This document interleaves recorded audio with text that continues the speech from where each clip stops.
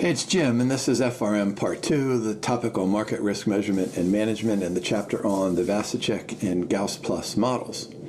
I want to quickly remind you that we are nearing the end of a conversation on the term structure of interest rates, and I don't want you to lose sight of the very simple graph between yield to maturity and time to maturity, which describes the term structure of interest rates. Remember, we can have an upward sloping or a downward sloping or a flat yield curve.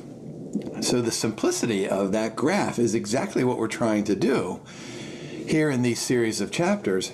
However, in order to help us do things like hedge and price some derivative contracts, we're most interested in a future interest rate to help us hedge with the Gauss Plus model.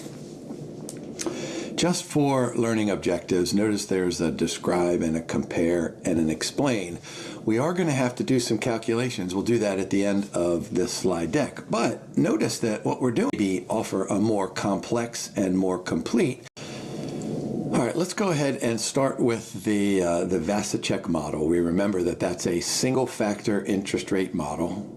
That single factor, of course, is the short-term interest. You should remember that's the name from Carl Gauss, who was 60 miles an hour, and then I stop, and then I start. I don't understand traffic at all, but apparently the continuous variable. Now, I shouldn't have to remind you of what each of the notations stand for, but here's a good reminder.